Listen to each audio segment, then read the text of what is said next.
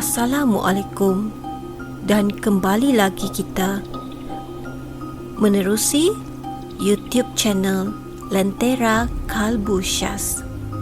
Jadi, kali ini kita bersama dalam Zon Seram Sejuk. Untuk kali ini, Zon Seram Sejuk, saya ingin berkongsi sebuah kisah yang bertajuk Danau.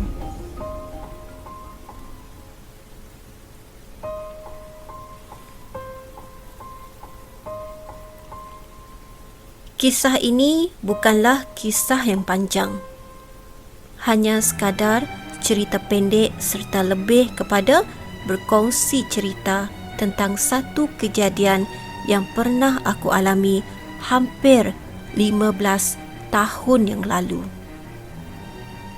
Hari dan tahun yang tepat aku sudah lupa. Maaf juga jika apa yang akan aku kongsikan ini nanti jalan ceritanya agak tunggang langgang. Cerita yang aku tiba-tiba teringat setelah hasil dari berkongsi kisah-kisah pelik yang pernah dialami oleh aku dan teman-teman sekerja. Atau mungkin juga kerana aku sejak akhir-akhir ini agak sensitif kepada hal-hal mistik sebegini. Setelah mendengar cerita dari teman sekerja, aku teringat kisah yang nak aku kongsikan di sini. Aku tak nak kongsikan tempatnya di mana kerana aku mahu menjaga sensitiviti penduduk sekitar dan menghormati privasi mereka. Kisahnya bermula apabila dalam perjalanan di antara rumah aku ke tempat kerja melalui jalan kampung serta lalu juga di beberapa danau kecil sebelum tiba ke kawasan perladangan tempat aku bekerja ketika itu. Bukan aku yang pertama mengalami pada mulanya. Seingat aku, orang yang mula-mula mengalami adalah seorang rakan kerja aku yang dalam perjalanan balik kerja dari ladang kelapa sawit tempat kami bekerja di kampungnya. Setiba dia di danau yang aku maksudkan ini, tiba-tiba dia melihat cahaya terang dari tengah danau tersebut. Dia hairan sebab sudah bertahun dia melalui danau yang terletak di pinggir jalan ini, tidak pernah sekalipun dia mengalami kejadian sepelik itu. Waktu ketika itu hampir tengah malam. Kira-kira pukul 11.30 malam, dan keadaan danau itu diterangi cahaya seolah-olah dipasang spotlight. Meremang juga bulu roma dia. Almaklumlah, hanya dia seorang yang melalui jalan ini ketika itu dan hanya bermotosikal. Dia apalagi memecutlah tanpa menoleh ke belakang. Keesokan paginya, setelah kami semua kembali bekerja, dia pun menceritakan kejadian ini kepada kami. Jangankan dia yang rasa seram, malah aku atau orang lain pun sama juga rasa seram jika tiba-tiba kena kejadian sebegitu. Mula-mula dia ingatkan ada orang dah pasang spotlight di celah-celah pokok sawit yang terletak di sekitar danau itu. Tetapi setelah dia fikir, manalah orang nak letak spotlight dekat situ. Hanya ladang sawit saja pun. Malah yang ada pun hanya rumah dan pokok kebun warga tempatan di sana. Namun tidak ada penghuni kerana tuan rumah dah balik ke rumah mereka yang lain dan hanya dijadikan tempat berehat ketika penat berkebun. Setahu rakanku ini dan juga kami yang sering berulang-alik melintasi jalan ini, danau yang diterangi cahaya ini hanya digunakan oleh orang kampung yang punya rumah tepi jalan di mandi dan untuk digunakan sebagai keperluan harian seperti mencuci atau menyiram hasil tanaman dan juga digunakan oleh pekerja ladang untuk mengambil air untuk menyembur racun rumpai. Malah juga merupakan tempat warga memancing. Apabila malam menjelang, kawasan sekitar danau ini memang gelap. Namun, tidak pernah pun terjadi kejadian aneh sebegini. Namun, kejadian pelik di danau tersebut tidak hanya terjadi malam itu saja. Malah ia berlarutan hampir 3 bulan. Ya, 3 bulan. Aku ingat benar. Paling menyeramkan apabila kisah pelik itu mulai tular ke daerah lain di sekitarnya. Maka bermulalah orang yang selama ini tak pernah nak masuk ke jalan yang sering kami lalui ini mulai masuk, berpusu-pusu. Semuanya kerana hendak melihat sendiri kejadian aneh tersebut. Menjelang maghrib, ada saja yang tiba dan sanggup menanti di pinggir danau semata-mata mahu melihat kejadian aneh itu. Malah ada yang sanggup seharian menanti di sana sehingga malam. Apa yang mereka lakukan? Adakah anda faham dan anda tahu kenapa mereka begitu? Ada yang datang membawa buah limau, membawa benda-benda yang lebih kepada persembahan kepada benda gaib. Tak perlu aku sebutkan satu persatu. Sudah pasti anda tahu jika sesuatu yang berbaur benda gaib, apakah ritual yang mereka lakukan. Aku yang melalui jalan ini berulang-alik setiap hari merasa sangat heran. Selalunya, aku akan melalui jalan ini sekitar pukul 4.30 pagi untuk pergi ke tempat kerja aku dan balik kerja. Kadang-kadang aku kena lalu di sini dalam pukul 11 ke pukul 12 tengah malam. Aku takut. Tetapi inilah jalan yang perlu aku lalui setiap hari. Tawakal sahajalah.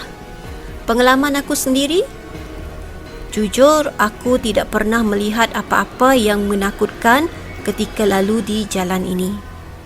Aku hanya melihat kawasan danau ini terang seperti disinari cahaya lampu.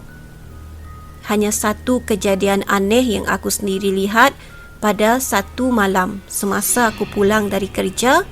Aku melihat di tengah-tengah danau itu ada rumpunan lalang yang terapung. Pulau lalang yang terapung di danau kecil itu benar-benar hidup. Warnanya diterangi cahaya kuning keemas-emasan yang entah dari mana datang cahaya tersebut. Itu sahaja. Tengok penampakan, aku sama sekali tidak pernah dengan mata kasar aku. Selebihnya, aku hanya berdoa agar aku sentiasa dilindungi oleh Allah Subhanahu Wa Taala, dijauhi dari perkara-perkara yang tidak diingini. Alhamdulillah, setakat yang aku alami hanya itu sahaja. Tetapi orang lain yang juga merupakan kawan sama tempat kerja dan orang-orang yang berani mengambil gambar di sekitar danau itu, jika bernasib baik, mereka akan dapat merakam entiti yang ada di sekitar danau itu selama hampir 3 bulan kawasan tersebut diterangi cahaya. Aku masih ingat lagi, pada satu hari, seorang kawan mengambil gambar di danau tersebut kerana dia seperti ingin tahu apakah benar ada entiti yang dapat tertangkap di kamera seperti yang diperkatakan oleh beberapa individu sebelum beliau sendiri yang mengambil gambar. Ternyata gambar yang dia ambil di antara waktu maghrib dan isyak itu merakamkan banyak sosok di dalam kameranya. Kemudian dia menunjukkan kepada kami semua. Ada seorang lelaki sedang duduk di atas singgasana, bersamping, bermahkota di kepalanya serta ada keris tersisip di pinggangnya. Ada juga sosok yang tertangkap di kamera yang bertengkolok, berjubah sambil memegang tas.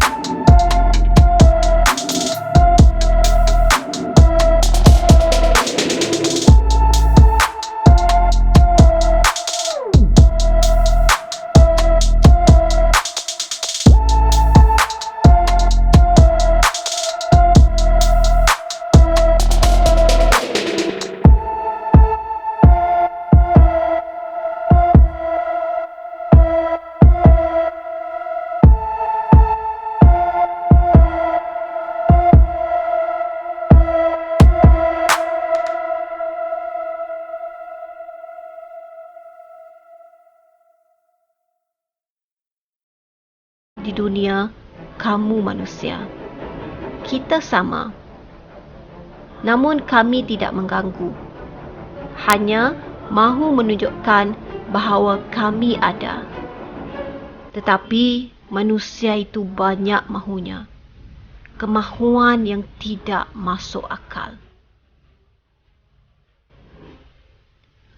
Dari mula kejadian tersebut hinggalah ke hari aku menulis kisah ini, bisikan ini tidak pernah berubah walau sudah belasan tahun. Ya, benar.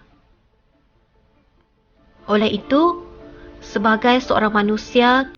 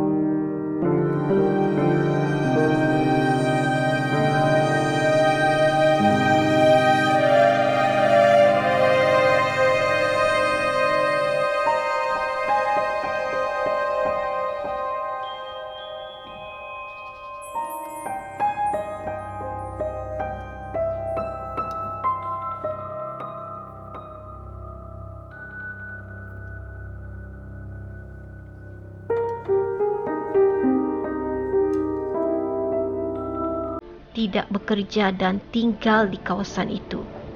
Kejadian itu, aku yakin ia tak akan kembali lagi terjadi seperti dulu. Kerana bisikan yang terngiang-ngiang di telingaku seakan-akan menceritakan segalanya. Wallahu alam. Mereka di mana? Apakah masih di sana? Aku tidak tahu. Kita masing-masing di alam kita sendiri. Mereka boleh saja berada di mana-mana, sama seperti kita juga yang mempunyai tempat dan rumah sendiri. Kalian mahu percaya atau tidak? Itu semua terpulang. Aku tidak mengajak kalian untuk percaya kerana aku hanya menulis dan sekadar berkongsi cerita.